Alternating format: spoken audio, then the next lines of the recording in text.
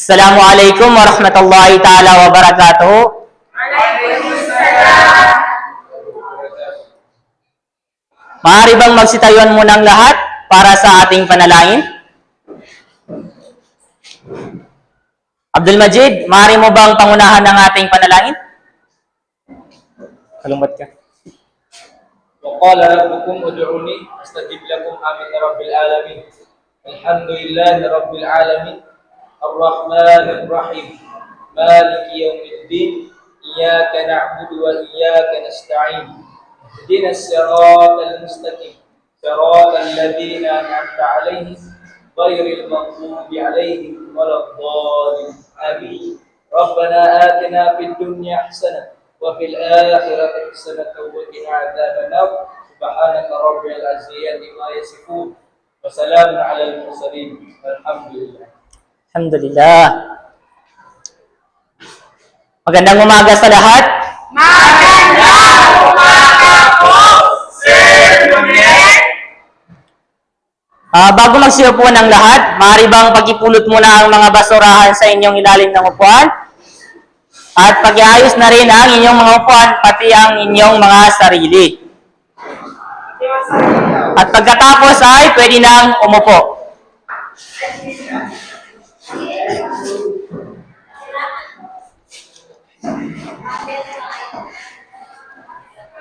Okay, tapos na bang lahat? Okay na ba? Yes, sir.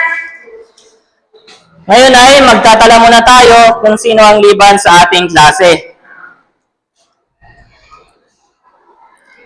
Okay, so dito muna tayo sa boys. Abdul Majid. Present, sir. Okay, nandito si Abdul Majid. Very good. Morphine Jeffrey. Present po, sir. Okay, very good. Nandito rin si Jeffrey. Si Nurhamin Ismail. Sir, dito po. Okay, very good. Nandito rin si Ismail. Kamid Ismail. Present, sir. Present din. Mahusay. Walang lumiban sa mga boys, no? Dito naman tayo sa mga babae.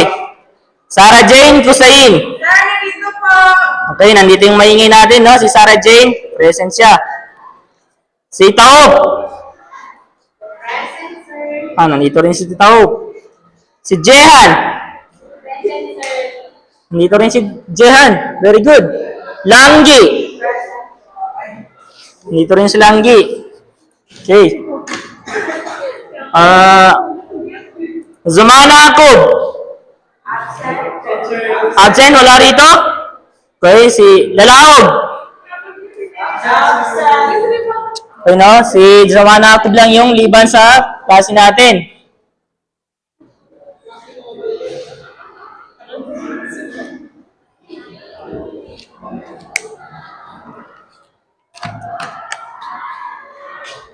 So ngayon ay bago natin umpisahan ang ating opisyal na talakayin, ay magtatanong muna ako kung ano yung or kung naaalala niyo pa ba yung mga pinag-aralan natin sa nakaraang araw. So, ano nga ba yung tinalakay natin sa nakaraang araw? Wala bang nakakalala sa inyo? Okay, si Tao? Sir, tungkol po sa geografiya ng daigdig. Tama. Ang ating tinalakay nung nakaraang araw ay tungkol sa geografiya. So, kung talagang naalala nyo pa, yung mga tinalakay natin is, ano ang ibang temang physical ng geografiya? Sir! Sir! Okay, Sarah Jane. Ang limang temang pagtawag ng geografiya ay ang una po is lokasyon, pangalawa, kapaligiran, pangatlo, kalakalan, pangapat, kultura, and then the last po, sir, is ang pag-uugnay. Mahusay, naalala nyo pa yung mga tinalakay natin nakarang araw. Ano naman ang limang tema ng pangtao at geografiya? Okay, Langgi? Ang ating lupa ay lupa sa kayaman ay mga ating manang. Mahusay. So ano naman ang limang temang special na geografiya? Okay, Jehan? Geografiyang pag-ekonomiya, geografiyang pagkultura, geografiyang pagpapaligiran, geografiyang pagkultura, Mahusay, mahusay. Ang last na question ko is, ano naman ang mga bahagi ng geografiya? Okay, si Jeffrey. Kumain ka, Jeffrey. Meron po tayong limang bahagi ng geografiya. Una po ay ang geografiyang pisikal. Pangalawa, geografiyang pantao. Pangatlo ay ang geografiyang technical. At ang panghuli po ay ang geografiyang espesyal. Mahusay, mahusay, no? Talagang naiintindihan nyo yung mga tinalakay natin sa nakaraang araw. So, bago natin umpisahan ang ating talakayin, may papagawa muna ako sa inyo na isang gawain.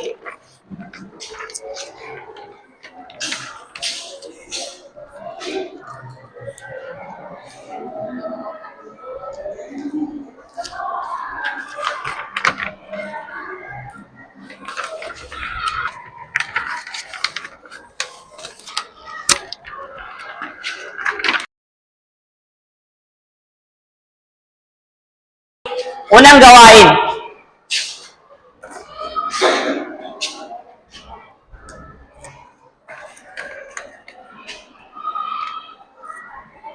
Unang gawain natin.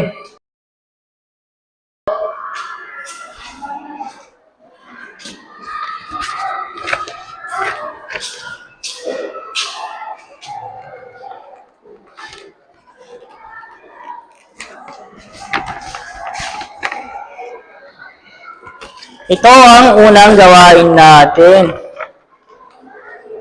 Okay, Jeffrey, pag-ibasa muna ang unang gawain. Unang gawain. Kung ikaw kaya, isipin isa ka sa mga taong na buhay sa daigdig. Yes, girl, ka lang. Ng panahon. Umili sa mga kahon sa tatlong bagay na sa tingin mo ay makatutulong sa iyong pang-araw-araw na pamumuhay. Mahalagang may paliwanag mo ang dahilan ng iyong pagpili. Okay, very good. Kung ikaw daw ay isa sa sinaunang tao, ano ang pipiliin mo sa mga kahon na to? Ito bang nasa larawan? Opo. Okay, ano ang napapansin niyo sa mga larawang ito? Ano nakikita niyo? Sir! Si Sarah Jane. Sir, ang aking po nakikita sa mga larawan niyo po ay ako, ikaw po, ito ng hayo. Okay lang, huwag kang tumawa. Sige lang, sige, huwag kang tumawa. Basta pag nag-aaral ka, huwag kang tumawa. Nakikita sa inyo kung po, sabihin ang pipiliin. Anong pipiliin ko po? Okay, so, pumili ka ng tatlong bagay sa kahon na yan. Sir! Sir, pangalan mo, sir. Wait lang, huwag na ingay. Aking ko napili ay apoy, banga, at kahoy po. Yan lang po. Apoy, ano yan? Apoy, Banga, banga, saka ang kahoy po. kahoy. So, maganda no? Maganda na pili mo. So, ngayon naman ay, tumayo ka, Sarah Jane. Hindi pa tapos ang aking tatanong sa'yo. Bakit ang mga bagay na ito ang iyong napili? Sir, dahil po, pinili ko po yan kasi kailangan po ng mga tao, pati rin ako. Siyempre, pati rin po ako. Mahusay, mahusay. So, Araw-araw po yan. okay, mahusay. So, pangatlong tanong, may pangatlo pang tanong. No? Kaya mo bang mabuhay sa sinaunang panahon kung taglay mo ang mga bagay na napili mo? Yes! Sige, paliwanag mo. Ipaliwanag mo kung paliwanag mo kung paano mo, halimbawa na lang, kung kaya mo bang mabuhay, kaya mo ba raw mabuhay sa sinaunang panahon kung taglay mo ang mga bagay na napili mo? Yung tatlong bagay na napili mo, katulad ng apoy, kahoy, at banga. Kasi tuwan po, yung importante talaga sa akin yan, pag wala po ako apoy, ay wala po ako nang malalagyan ng banga at apoy po. Okay, pwede. Sino pang gustong sumagot? Ako siya ako first. Okay, si Kandaw muna. Paunahin natin si Kandaw. Okay. Ang pipiliin ko po ay bato, apoy, at kahoy, pati banga. Ano? Bato Kahoy, at banga. Tatlong bagay, no? So, bakit yan ang napili mong Juan, kagamitan. Kasi po, ang bato ay magagamit din po pangluto. Kung parang sa apoy yan, dito, bumaya na rin. Diba? Tapos, Tama, tama. nagkaroon siya ng apoy. Ang Tama. apoy naman po ay gagamitin ko para sa mga ngaso. Okay, tama, tama. Siya sa banga. Tama. So, kaya mo bang mabuhay sa sinaunang panahon kung taglay mo ang mga bagay na napili mo? Opo, dahil ang bato, gagamitin ko po ang tatlong yan para po mabuhay. Sa pamamagitan ng paanong pamamaraan? Ang bato, gagamitin ko para sa pangbato sa hayop. Very good. At gagamitin ko yung kahoy para saksak doon sa hayop at ilalagay ko sa banga. Okay, pwede. Kasi nga, pag ginamit mo ang bato is pwede mo siyang pangbato sa mga hayop at yung kain naman ay pangdusog mo doon sa hayop para mamatay. At inyong lulutuin naman sa banga. Tama, pwede. Sino pang gusto magbigay ng kalaman? Ikaw, Ramin, sige. Sir, ang pipiliin ko, sir, is apoy, kahoy, pati banga. So, bakit ang mga bagay na ito ang iyong pinili? Sir, sa pamamagitan ng kahoy, banga, ay, halimbawa, yung kahoy, pwede natin gamitin pangluto gamit ang banga. Ang banga ko, sir, ay pwede gamitin pangluto. Diyan lulutuin yung mga, halimbawa, nung sinaunang panahon, ang gamit nila is banga. So, yan yung ginagamit nila pangluto, then yung kahoy, ang ating amoy. So, importante po yung tatlong bagay na yun sa sinaunang So, very good, no? Tinapos mo na pati sa pangatlong katanungan. Buong buo yung sagot mo. Very good, mahusay, Noramin. So, ngayon naman ay gagawa naman tayo ng pangalawang gawain. Para mas ma-challenge kayo sa bagay na ito. Wow! Maganda naman po. Sige, kumuha ng buong papel. Kumuha kayo ng buong papel. At inyong sasagutan ito sa buong papel.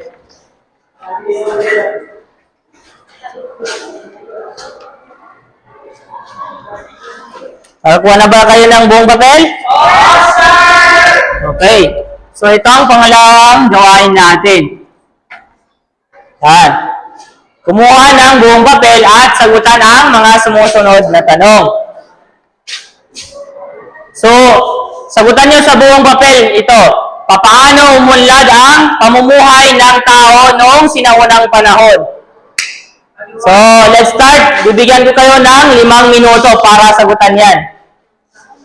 Kumuha ng bago.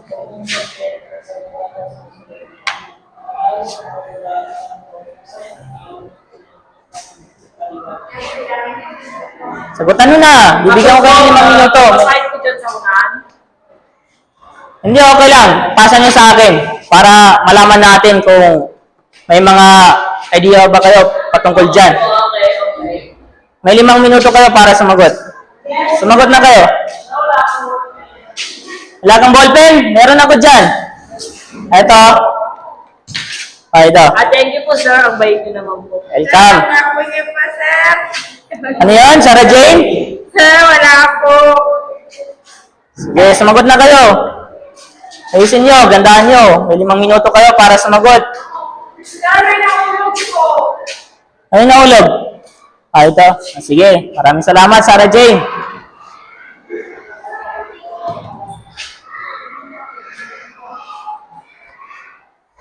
May 5 minuto kayo para sumagot.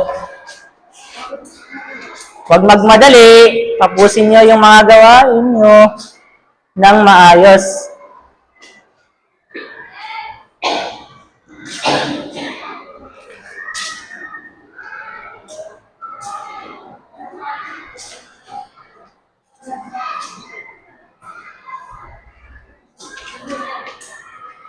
Oh, grabe. Ang sipag ni Noramin, ah. Dami mong sagot, Noramin. Very good. Ganyan ang totoong nag-aaral. Huwag madali. Huwag magmadali. Tapusin nyo muna ang oras. May 5 minuto kayo para tapusin yan. Ipasa lang sa tamang oras, okay? 2 minutes na lang. ay 3 minutes. Sige lang, tapusin na maayos yan. Isipin niyong mabuti kung paano nga ba talaga umunlad ang mga sinaunang tao sa sinaunang panahon.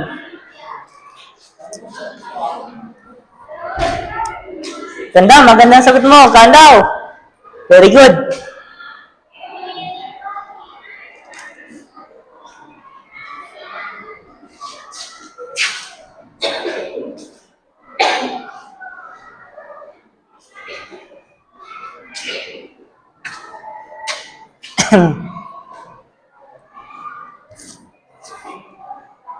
Sir, pwede na po pumasa.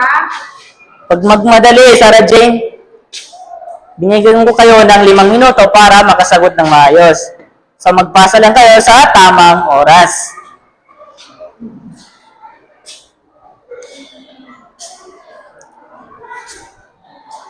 Oh, Kandaw.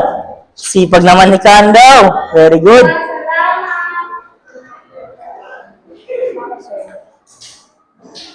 Ubus ka na? Langgi? Okay lang yan. Hintayin muna natin ang oras. Patapusin muna natin yung iba bago kayo magpasa ng papel. Ano yan, Kandaw?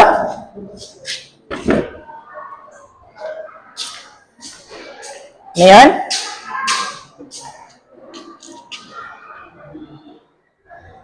Ah, okay yan. Mahusay, mahusay. Mahusay. Pwede sa akin, sir. Pakibasa po.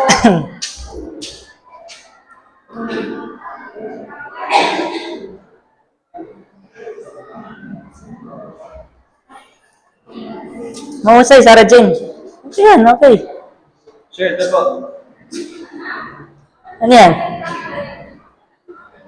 Sir, okay na po. Oh, okay na yan. Umuulan. Pero hintayin na muna natin ang oras, ha? Bago kayo magpasok. Uy, Tapos na po, sir. hulog.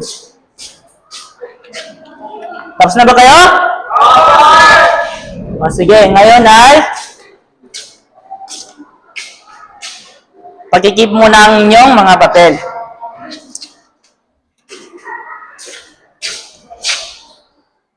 So, may idea na ba kayo kung ano ang tatalakayin natin ngayong araw? Kung saan ba ito patungkol? Sinanong ng tao. Ano yan, Kandaw? Mga sinanong ng tao po. Very good. Patungkol sa mga sinaunang tao. Wow! Ang mga sinanong ng tao. Okay, so ngayon, maaari mo bang basahin, Kandaw? Lahat po ba? Pakikip na mo ng inyong mga papel. Lahat po ba? Oo, lahat. Ang mga sinanong ng tao, batay sa magkakabang na pag-aaral ng pinagmulan ng tao, nakikita ang mga ninuno ng tao may 2.5 million taon na ang nakalipas. Sila ang Homo species. Homo species. Homo nangangahulugan tao na nagtagumpay mag-iayon sa kanilang kapaligiran at nagawang harapin ang mga homo ng sitwasyon noong sinaunang panahon. Okay. May tatlong pangkat ng Homo species na nabuhay sa daigdig at naging mga ninuno ng mga kasalukuyang tao. Pag-aralan ang diagram tungkol sa teorya ng evolusyon ng tao mula sa pagiging apihang Raging 8 hanggang hanggang sa paglitaw ng mga Homo species. Okay. Very good. Maraming salamat, Kandaw. So, ang layunin natin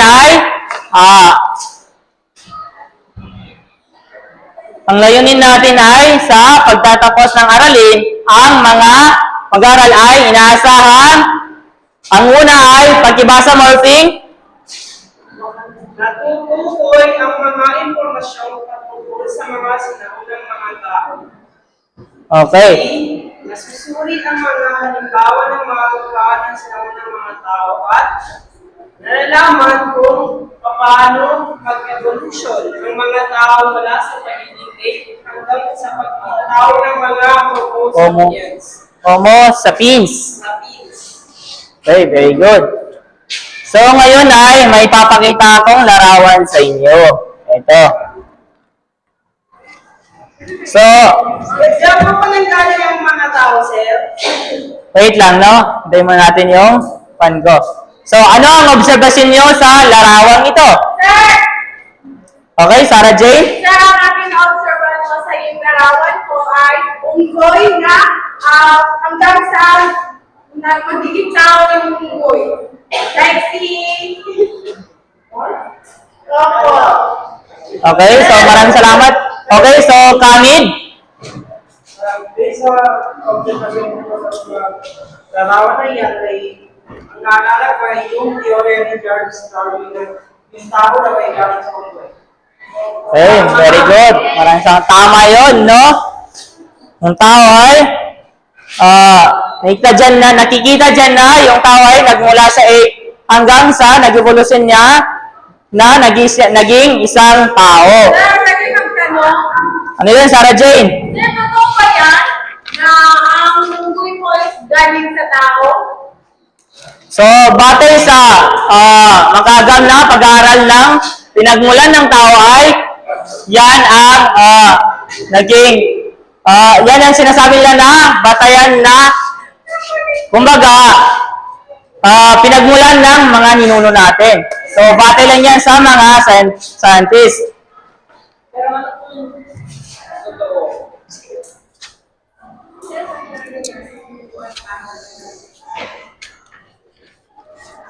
Okay? So, kung nakikita nyo, no, ang una dyan ay ang 8. Ito ang una, yung number 1. Yan ang 8. Sinasabing pinagmulan ng mga tao.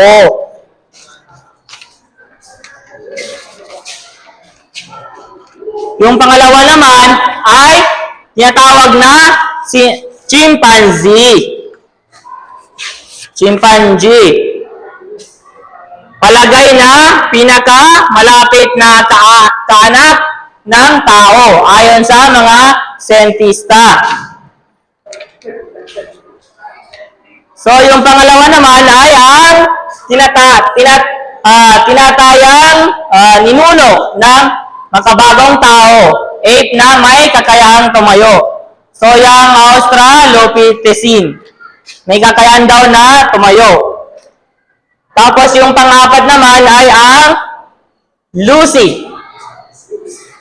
Pinagkatanyag na Australopithecus afarensis na natuklasan ang mga labi noong 1974. So, yung...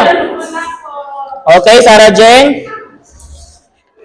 So, yang si Lucy, pati Australopithecine ay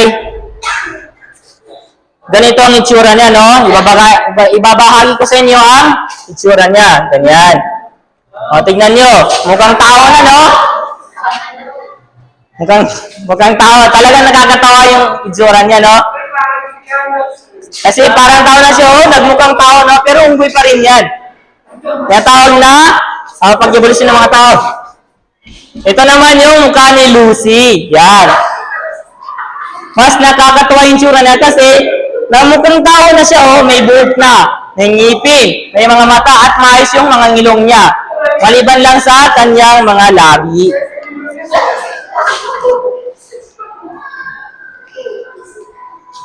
So ngayon ay tatalakayin na naman natin ang patungkol sa sinasabing tatlong pangkat ng Homo species. So, kung nakikita nyo, itong tatlong to ay ang pangkat ng Homo species. So, ang una dyan ay ang Homo habilis. Yan ang Homo habilis. Ito ang Homo habilis. Ito. Nakikita mo ba daw? Yan ang Homo habilis. Ito naman ang Homo erectus. Yang pangalawa. Erectus. Oh, erectus. Homo erectus. Homo habilis, Homo erectus. Oo, tama. Ang pangatlo naman ay Homo sapiens. Sapiens. Sapiens. Oo, Homo sapiens. Homo erectus. Di ba nga?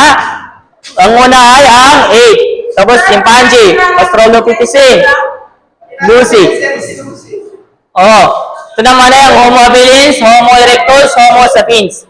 Homo habilis, Homo erectus. Homo sapiens. Diyan ko na nanggaling sa Raji. I apologize. Akala ko kasi sinurad. Shh. Yan, ang Homo habilis ay, pagkibasa po, kamid. Homo habilis ay isang extinct na species ng genus Homo na naninirahan sa Africa noong mga 2.8 or 1.4 million na taon nang nakalipas lang. Pinaniniwalaan ko ng species ng Homo na may kakayahan gumamit ng mga kasangkapan. Tama. Ang Homo habilis ay meron silang kakayahan na gumamit ng mga kasangkapan. Marunong na silang gumamit o gumawa ng mga bagay na kasangkapan para katulad ng gamit sa pangangaso. Yan. Ito naman ang para sa Homo erectus. Maaari mo bang basahin, Kandaw, ang Homo erectus? Sa mga minanag ko, Sir, kami na lang po. O sige, ikaw na lang, Jeffrey. Wait lang ha, ilipat ko muna. Sir, sa taas din kami nagay. Oo, taas na lang. Sir, sakit. Homo erectus. Isang extinct na species ng genus Homo na naninirahan sa Africa at Asia at Europa noong mga 1.8 milyong taon hanggang 70 Okay, Tob, sige lang. taon na nakalilipas. Sila ay nagpakita ng mga katangian ng modernong tao, ngunit meron pa rin mga katangian ng mga apes. Okay. Yun ang Homo erectus. Dito naman tayo sa Homo sapiens. So, maaari mo bang basahin ang Homo sapiens, Noramin? So, Homo sapiens, kasalukuyang species ng tao na naninirahan sa buong mundo. Sila ay nagpapakita ng mga katangian ng modernong tao tulad ng sa Homo erectus. Tama. Sila ay nagpapakita ng tulad ng sa Homo erectus na may kakayahan ring katangian na mga ape.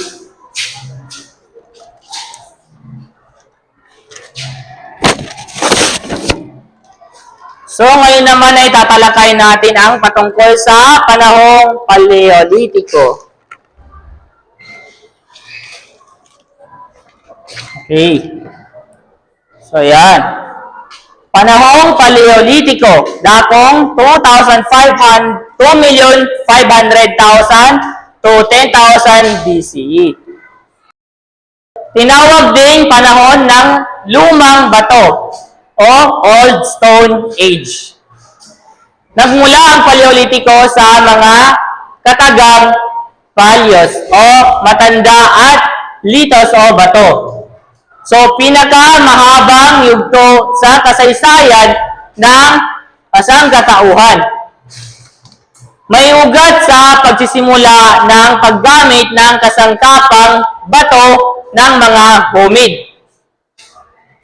Unang gumamit ng apoy at nangaso ang mga sinaunang tao. So, ang unang gumamit ng apoy at nangaso ang mga sinaunang tao. Yun yung mga homid. So, sa Lower Paleolithic period, nagwakas dakong 100 to 20,000 taon na ang nakararaan. Pinakamaagang pananatili ng tao sa daigdig, hindi pa lumilikha ng mga kasangkapan. Ang Homo habilis ay nangangahulugang able man o handyman dahil sila ang unang species ng hominid na marunong gumawa ng kagamitang bato. Sinundan ng mga Homo erectus ng higit na may kakayahan sa paggawa ng kagamitang bato. So, ang napapaloob pala dito sa panahong Paleolitiko, no, yung mga Homo habilis at Homo erectus. Sa Middle Paleolithic period naman is dakong 120,000 to 40,000 taon ang nakararaan. Paglitaw ng makabagong tao noong 100,000 taon ang nakalilipas. Umusbong ang pagiging artistiko ng mga tao sa pagguhit sa bato, sa pagpipinta sa katawan. Nabuhay ang taong Neanderthal na natuklasan na Germany ang mga gabi. So, sa Upper Paleolithic period naman ay dakong 40,000 to 8,500 taon ang nakararaan. Nagkaroon ng mga unang pamayanan sa anyong mga campsite na kadalasang matatagpuan sa mga lambak. Ang mga yaong Neanderthal ay nawala sa panahong ito at napalitan ng mga taong Cro-Magnon.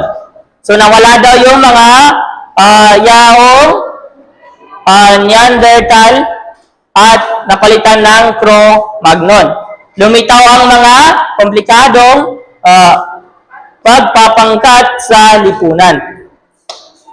So, naintindihan ba? Yes, sir! Okay. So, tatalakayin na naman natin ang tungkol sa mga tanyag na prehistorikong tao. So, Abdul Majid, maaari bang pag-ibasa ang mga tanyag na prehistorikong tao? Ito. Mga tanyag na prehistorikong tao. Ang Homo sapiens ang pinakahuling species na evolusyon ng tao. Ang Homo sapiens neanderthalensis circa 200,000 to 13,000 before Common Era. Higit na malaki ang utak ng Homo sapiens kung iahambing sa mga naunang species. Kaya nakakarugan higit ang kanilang kakayahan sa pamumuhay at paggawa ng kagamitan. May mga patuloy na may kaalaman ng Neanderthal sa paglilibing samantalang ang Cro-Magnon ay lumikha ng siling pagpipinta sa kleba. Homo sapiens and Cro-Magnon. So, yun na nga, no? Ang Homo sapiens ang pinaka-huling species na evolusyon ng tao. So, kung makikita nyo, nakasulat dyan na mas malaki ang utak ng Homo sapiens kaysa mga naunang Homo. So, ito yung example ng mga bungo nila. Skull in English. Ito yung bungo ng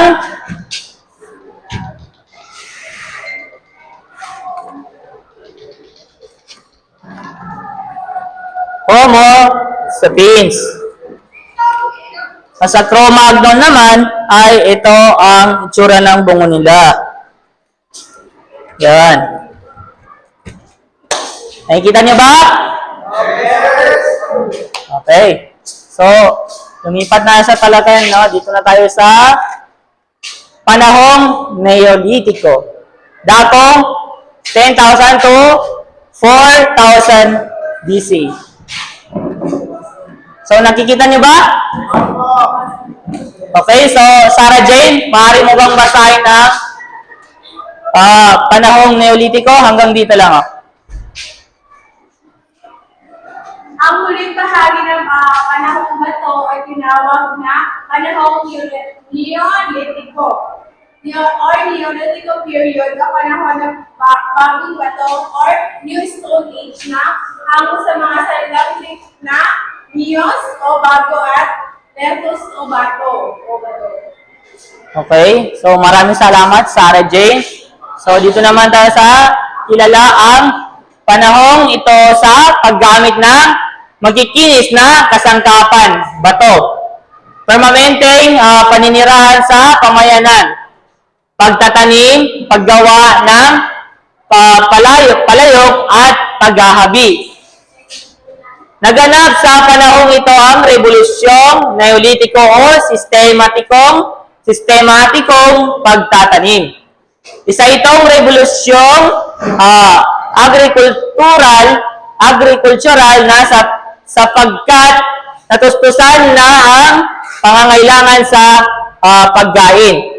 Ito rin ang nagbibigay daan sa permanenteng paninirahan sa isang lugar upang alagaan ang mga pananim. So, dito na tayo, no? So, maaari bang pakibasa, Jeff? Marcy? Dito lang, hanggang dito lang. Kailan Puyo, isang pamayan ng Neolitiko natatagpuan sa kapatagan ng Konya, ng gitnang Anatolia, or kilala sa bansa ngayon na Turkey. Isang pamayan ng sakahan. Okay, so hanggang dito na lang, basahin mo na lang ang pati dito. May populasyon mula 3,000 hanggang 6,000 na tao. Magkakatikit ang mga dingding na kabahayan at ang tabipos pa ng isang bahay ay mula sa hubungan, pababa sa hagdan. Inililibing ang mga yumao sa loob ng kanilang bahay. May paghahabi, paggawa ng mga alahas, salamin at kutsilyo. So maraming salamat, Jeffrey. No? Sa panahong Neolitiko, may paghabi, paggawa ng mga alahas at salamin at kutsilyo. So napaloob rin doon yung Katalyok, isang pamayanang Neolitikong matatagpuan sa kapatagan ng Konya ng gitnang Anatolia o Turkey. Nasa Turkey ngayon. So dito naman tayo sa itong last na tatalakay na natin. So panahong metal na dakong 4,000 BCE. Kasulukuyan. Panahon ng tanso. Naging mabilis ang pag-unlad ng tao dahil sa tanso. Subalit patuloy pa rin ang paggamit sa kagamitan yari sa bato. Nagsimulang gamitin ang tanso noong 4,000 era o BC sa ilang lugar sa Asia at 2,000 BCE sa Europe at 1,500 BCE naman sa Egypt. Nalinang na mabuti ang paggawa at pagpapanday ng mga kagamitan yari sa tanso. So panahon ng bronze. So, Sarah Jane, maaari bang pagibasa ang panahon ng bronze? Naging malawak ang paggamit ng bronze ng matuklasan ang panibagong paraan ng pagpapatigas dito. Pinaghalo ang tanso at lata or tin upang makagawa ng higit na matigas na bagay. Iba't ibang kagamitan at armas ang nagagawa mula sa tanso tulad ng espada, palangkol, kutsilyo, punyal, martilyo, pana at sitbat. Sa panahon nito, natutong makipagkalakala ng mga tao sa mga kalaktigbuong. Maraming salamat, Sarah Jane. So, dito naman tayo sa panahon ng bakal. So, Kandaw, nakikita mo ba?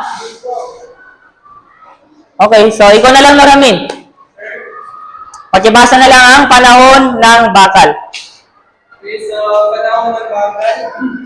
Ito present ang bakal ng mga kite-kite, isang pangkat ng Indo-Europeo na naninirahan sa Pandora Asia dakong 1,500.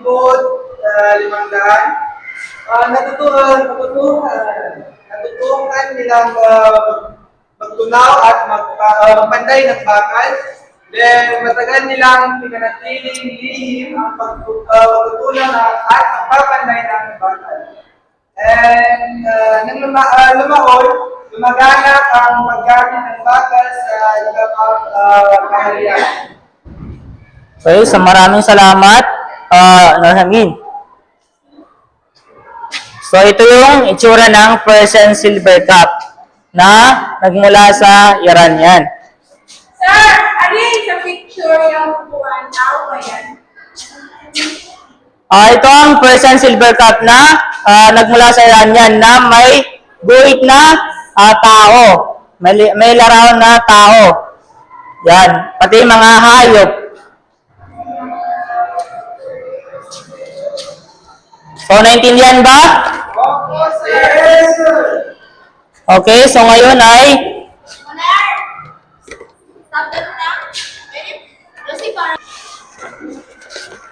So, naintindihan ba ang ating tinalakay?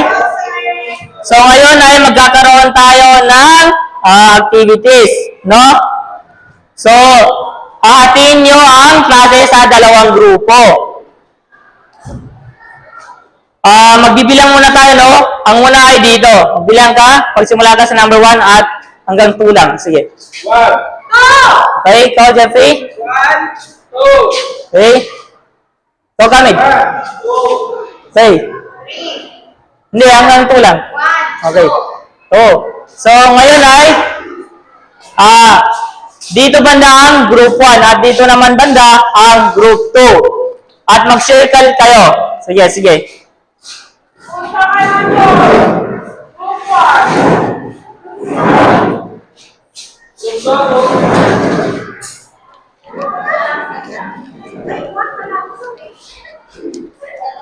Harap naman dito. Harap now. Mga magbilog daw po. Magbilog kayo, magbilog kayo. In circle.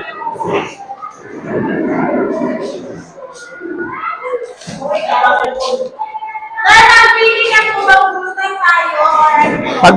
Magbubunutan tayo. Pipiliin nyo kung sinong leader nyo at bubunot. Pipili lang kayo ng isang membro sa inyo na bubunot dito sa akin. Tara, punta po kayo. Busy nila, sir. Okay, sige. Sino ang sa inyo? Ikaw na lang, Abdul Majid. Punta ka rito at bumunot ka. Okay?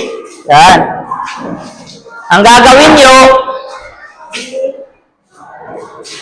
nyo dyan sa nabunot nyo ay sagutan nyo yan, ipaliwanag nyo. Pagtulungan nyo yan bilang isang grupo. Dapat unite kayo, ha?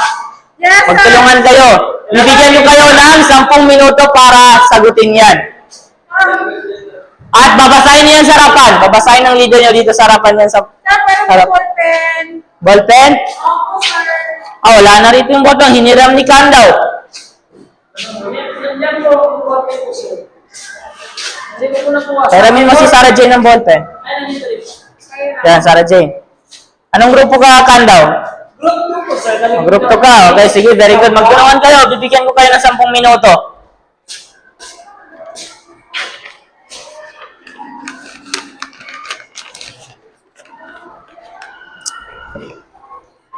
Sampung minuto. Ayusin yung pagsagot. May 10 minuto kayo para sagutan yan. Ipaliwanag ng maayos sa harapan. Leader nyo magbabasa ng sagot nyo, ha, sa harapan. Laging tandaan, huwag magmadali. Dahil ang lahat ng nagmamadali ay nakatakdang mabigo.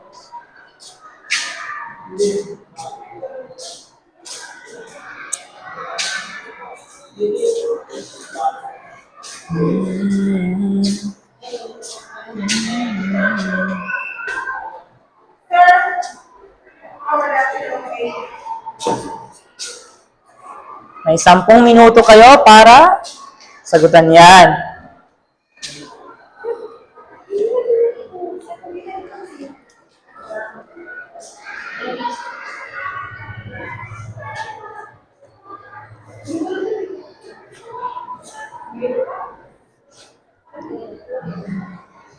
Aba, talaga namang nagsasaliksik kayo ng inyong mga sagot. Yes, sir. Very good, maganda yan.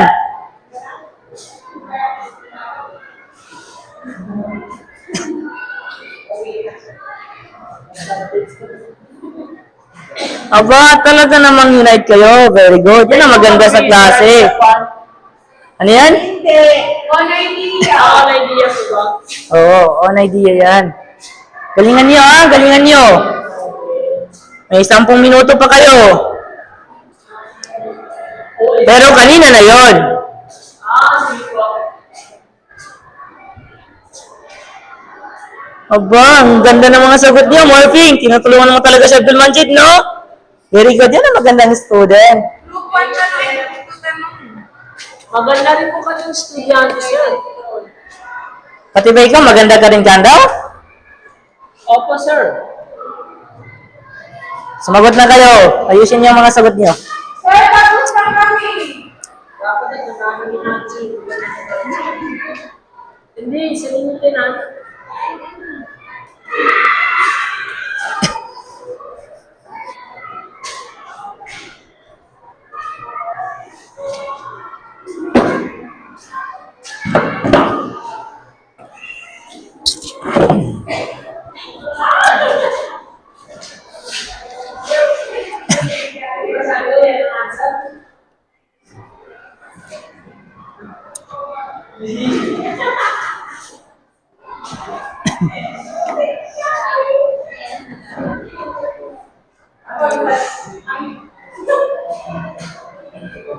Last, wag maingay, wag maingay. Sumagot na kayo. Wag nang maingay, sumagot na. Sumagot na maayos. May natitira na lang kayo na 6 na minuto.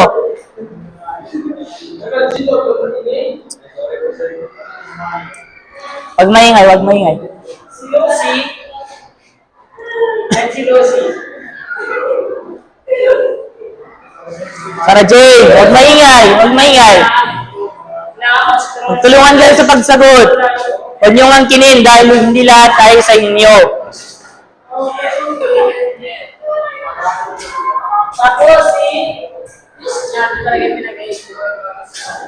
Tandaw, umupo ng maayos. Ayaw po, sir. Itatanong ko lang po, sir. Sir, tapos na po kami, sir. Sir, tapos na po ako. Tapos na po. Tapos na kayo? Yes, sir. Sige lang. May 4 na minuto pa kayo.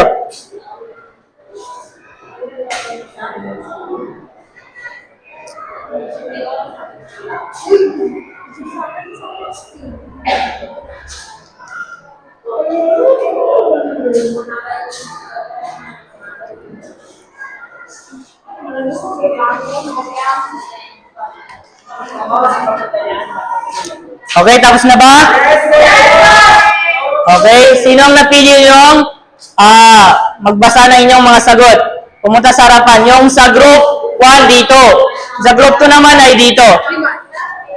But anyway, no, maunang-una ang group 1. Parang hindi mo ako.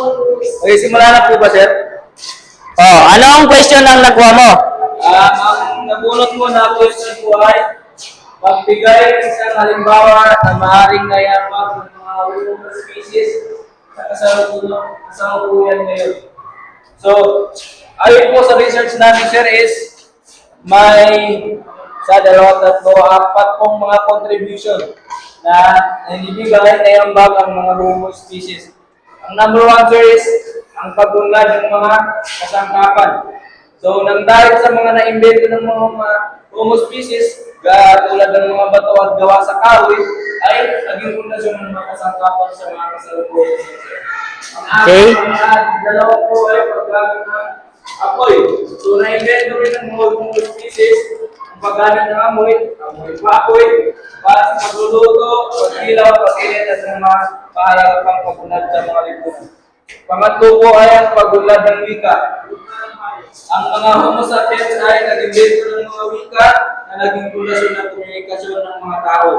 Ang apat po sila ang pagunlad ng agrikultura. Ang Homo sapiens ay nag-invento ng mga agrikultura na naging pundasyon ng pagunlad ng mga lipunan at ekonomiya. Yun lamang po sir. Okay, maraming salamat, Abdul Majid, no? Maganda. Dahil naipaliwanag na maayos ni Abdul Majid ang mga halimbawa ng maring may ambag na mga Homo species sa kasalukuyan ngayon. So, sa group 2 naman, anong sagot mo, Sarah Jane? Sa aming sagot po, ang group 2 po ay, ang tanong, gaano kahalaga malaman natin ang patungkol sa mga sinaunang tao? So, ang aming sagot po ay pang-akademiko at pang-abraham. Ang una po ay pag-unawa sa regulasyon ng tao. Nagbibigay ng kaalaman tungkol sa pag-unlad ng space ng tao. Pangalawa, pag-aaral sa kasaysayan ng tao. Nagpapakita ng mga nagdaan ng kultura, tradisyon at pamumuhay. Pangatlo po is pag-unawa sa mga likas na yaman. Nagbibigay ng kaalaman tungkol sa paggamit ng mga likas na yaman noon. Pang-edukasyon at pag-kultura. Ang una po sir is pagpapahalaga sa kasaysayan. Nagbibigay ng pagpapahalaga sa mga nadagdagang henerasyon. Pangalawa po pagkakaiba sa kakaiba, nagkultura at makapakita ng mga pagkakaiba sa mga kultura at tradisyon. Pangatlo po is dalas, pagpapalawak ng kaalaman. Nagbibigay ng kaalaman tungkol sa mga sinaunang civilization. Okay, maraming salamat, Sarah Jane. Maayos yung pag-deliver ni Sarah Jane, no? Mabuti.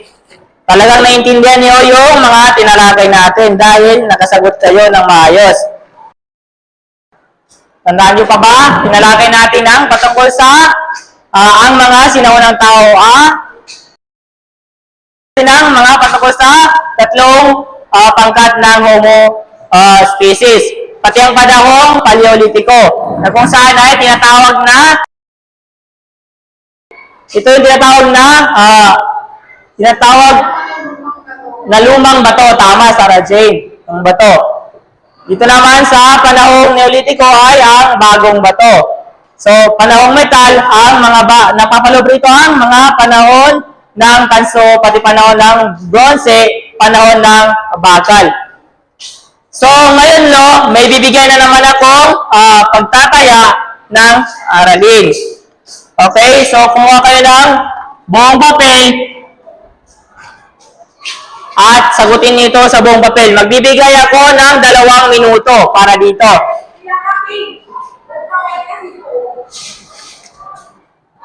2 minuto para dito. Kumuha kayo ng buong papel. Pero bago yan, pag-arrange mo na ang inyong mga upuan. Okay? So, pag-arrange mo na ang inyong mga upuan.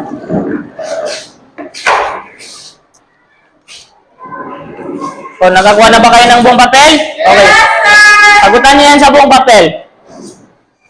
May 2 minuto kayo para sagutin ito. Number 1, ano ang tatlong pangkat ng Homo species? Number 2 naman ay ilang dako ang panahong Paleolitiko? Number 3, ano ang pinakahuling species na evolusyon ng tao? Number 4 naman ay ilang dako ang panahong Neolitiko? Number 5 ay sangayon sa iyong palagay, ano ang Homo species ang may pinakamalaki ang utak? So, no? Kung nakinig kayo at yung inyong masasagutan ang mga yan. Dahil sumagot na kayo, huwag nang magpad. 2 minuto lang yan. Madali lang yan, no? Basic yan, basic. Basic lang yan, guys.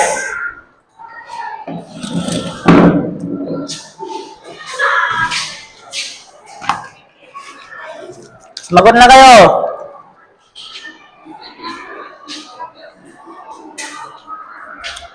Sumagot na. 2 minuto lang yan. 2 minuto lang. Malapit na matapos ang oras nyo. Sarah Jane, sumagot ka na. Huwag nang tumingin sa ibang kaklase. Sir, tapos na ako, sir. Tapos ka na? Very good. Akin ang papel mo. Ito po. Okay, tapos na si Sarah Jane. Tapos na rin si Top. Tapos ka na dyan? Okay, very good. Ikaw, Jeffrey. Tapos ka na? Very good. Ikaw, Abdul Majid. Okay, salamat. Ikaw, Hamid. Okay, tapos na kayo, no?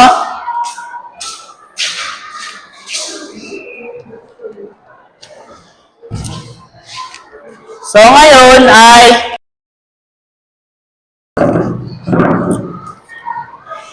wait lang.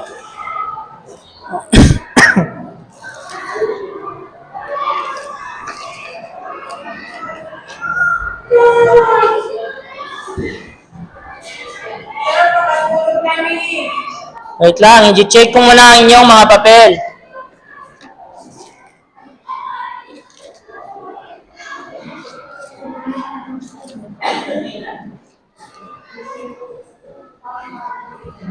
Okay.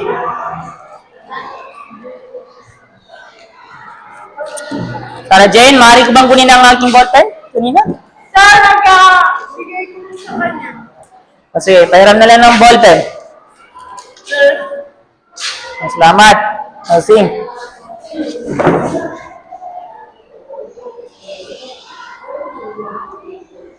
Bawat question dyan ay may 2 puntos.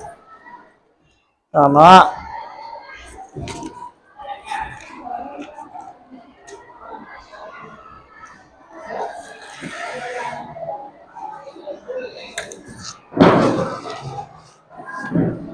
Okay.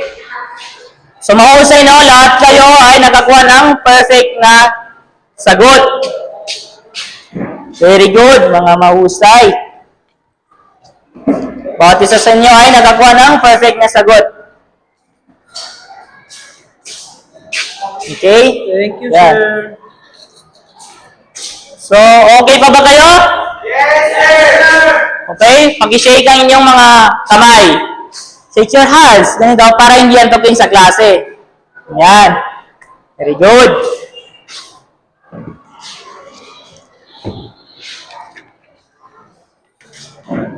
So, ngayon naman ay may bibigay akong takdang aralin sa inyo, no? Bago tayo magsiuwian ay mayroon muna kayong takdang aralin. Sabi sulat. Sa buong papel, Ganyan ipasa. sa yellow paper, sa susunod nating pagkikita. Sabi sulat mo ako. Malinis na ipasa. Okay lang naman, as long as na makakadalo ka pa rin sa ating klase. Sige po, sir. Salamat. So yan. Yan ang takdang aralin nyo. Ano to? Sagutan sa buong papel ang tanong. 500 words kalagit ng 50 puntos yan. So ang tanong ay bakit mahalaga ang artifact na ito sa mga sinaunang panahon? Yan ang takdang aralin. Okay po, sir. Picture mo sa Jane.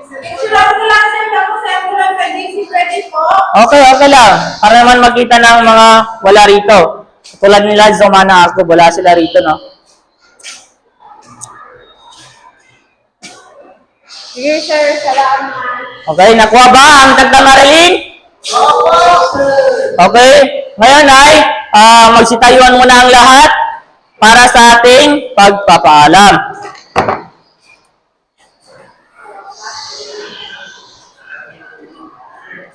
Tumayo na po tayo. Okay?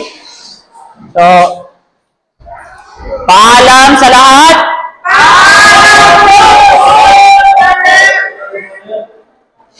Okay, so maaari nang magsiuyan ang lahat.